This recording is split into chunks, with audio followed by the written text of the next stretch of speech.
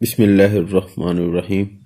شروع اللہ تعالیٰ کے ببرکت نام سے جو نہایت مہربان رحم کرنے والا ہے۔ آپ دیکھ رہے ہیں پیغام پاکستان۔ اگر ابھی تک آپ نے ہمارا چینل لائک اور سبسکرائب نہیں کیا تو لائک اور سبسکرائب ضرور کریں۔ آج ہم بات کریں گے وقت کا ضیاع۔ کسی نے کیا خوب کہا ہے کہ اگر آپ نے کسی کے مستقبل کے بارے میں جاننا ہے تو یہ دیکھیں کہ وہ کتنا فارغ رہتا ہے۔ آپ جو روزانہ کام کرتے ہیں اس کا شیڈول بنائیے تو اس سے اندازہ ہو جائے گا کہ آپ کا کتنا وقت ضائع ہو جاتا ہے۔ مثال کے طور پہ نمبر 1، اخبار پڑھ کر اس پر تبصرہ کرنا 1 گھنٹہ۔ نمبر 2، گپیں لڑانا 1 گھنٹہ۔ نمبر 3، سستی کا مظاہرہ کرنا 1 گھنٹہ۔ نمبر 4، ٹی وی دیکھنا 1 گھنٹہ۔ نمبر 5، سوشل میڈیا پہ ٹائم سپینڈ کرنا 1 گھنٹہ۔ یہ کل 5 گھنٹے بنتے ہیں۔ اگر ہم اس کو 7 سے ضرب دیں تو یہ 35 گھنٹے ہوئے۔ یہ مہینے کے 140 گھنٹے بنیں گے اور سال کے 1680 گھنٹے بنتے ہیں۔ اس کو اگر 24 پر تقسیم کیا جائے تو یہ 70 دن بنتے ہیں۔ غور کیجئے کہ ہم اپنی زندگی کے 1 سال میں 70 دن ضائع کرتے ہیں۔ زندگی بہت قیمتی ہے اور اس میں کتنا وقت ضائع ہو جاتا ہے، اس میں کوئی شک نہیں کہ وقت زندگی ہے۔ وقت اصل وہ ہے جو شعور کا وقت ہے۔ جب تک وقت کی قدر نہیں ہوگی، وقت کی تنظیم نہیں ہوگی، خوش قسمت انسان وہ ہے جو نعمت کے چھننے سے پہلے اس کی قدر کر لے۔ آپ کے پاس وقت کی نعمت ہے۔ بیماری اور فقر سے پہلے اس نعمت کی قدردانی یہ ہے کہ اسے اپنی زندگی کے اعلیٰ ترین مقاصد کے حصول پر صرف کریں۔ اب سوال یہ پیدا ہوتا ہے کہ آپ وقت کو ضائع ہونے سے کیسے بچا سکتے ہیں؟ جب آدمی وقت کی تنظیم کرتا ہے تو اس کی زندگی میں برکت آ جاتی ہے، کیونکہ وہ اللہ تعالیٰ کے دیے ہوئے تحفے کو عزت دیتا ہے اور یہیں سے اس کی ترقی شروع ہوتی ہے۔ آپ ایک فہرست بنائیں کہ کن کن کاموں میں آپ کا وقت ضائع ہوتا ہے، پھر لکھیے کہ اس وقت میں آپ کیا کیا مفید کام کر سکتے ہیں۔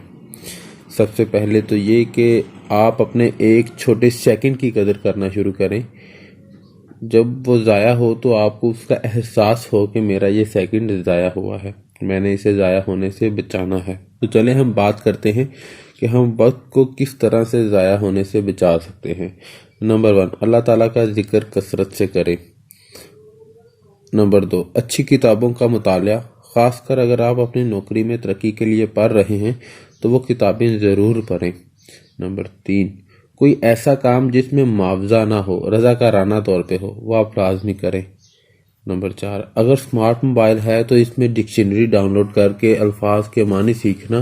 نمبر 5، غور و فکر کرنا کہ میں کون ہوں، میں کدھر سے آیا ہوں، میرا مالک سے کیا تعلق ہے، یہ نظام کیسے چل رہا ہے، میں نہیں بھی ہوں تو یہ نظام تب بھی چلتا رہے گا۔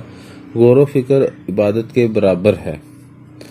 وقت کو بہتر طور پر گزارنے کے لیے 2 چیزیں درکار ہوتی ہیں۔ اول، ویژن ہو آپ کا۔ نمبر 2، مقصد ہو آپ کا۔ ویژن کا مطلب ہے کہ آج کے وقت کو سامنے رکھتے ہوئے کل کو دیکھنا، آنے والے وقت کے خواب، آنے والے وقت کو سامنے رکھ کر قدم اٹھانا۔ ایک دفعہ حضرت شیخ سعدی شیرازی رحمۃ اللہ علیہ کے دروازے پر دستک ہوئی۔ دروازہ کھولا تو سامنے دیکھتے ہیں کہ ایک اندھا بیکاری ہے جس کی عمر 80 سال ہے اور وہ رو رہا ہے کہ کہہ رہا تھا کہ میں بھیک مانگنے نہیں آیا، میرا صرف آپ سے ایک سوال ہے، کیا اس وقت دنیا میں مجھ سے زیادہ بدقسمت کوئی ہے؟ آپ رحمۃ اللہ علیہ نے پوچھا کیوں یہ خیال آیا؟ اس نے کہا میری آنکھوں میں بصارت نہیں ہے، 80 سال عمر ہے، میں نے دیکھا ہی کچھ نہیں ہے، اس سے بڑی بدقسمتی اور کیا ہو سکتی ہے؟ آپ رحمۃ اللہ علیہ نے اس کے کندھے پر ہاتھ رکھا اور اس کو گلے لگایا، پھر ایک بات کہی، دنیا کا بدقسمت وہ نہیں ہے جس کے پاس بصارت نہیں ہے، بدقسمت تو وہ ہے جس کے پاس بصارت تو ہے، بصیرت نہیں ہے۔ بصیرت کا دوسرا نام ہے ویژن۔ مقصد کا مطلب ہے کہ ذمہ داریوں کا شعور ہو۔ مقاصد کئی اقسام کے ہوتے ہیں جس میں گھر، گاڑی، روپیہ، پیسہ، اپنی بہتری، اپنے کام میں بہتر انسان بننا، خاندان کو کامیاب بنانا، اپنے آپ میں مذہبی بہتری لانا۔ جب مقصد سامنے ہو اور کل کے خواب سامنے ہوں تو پھر وقت کی تنظیم ہوتی ہے۔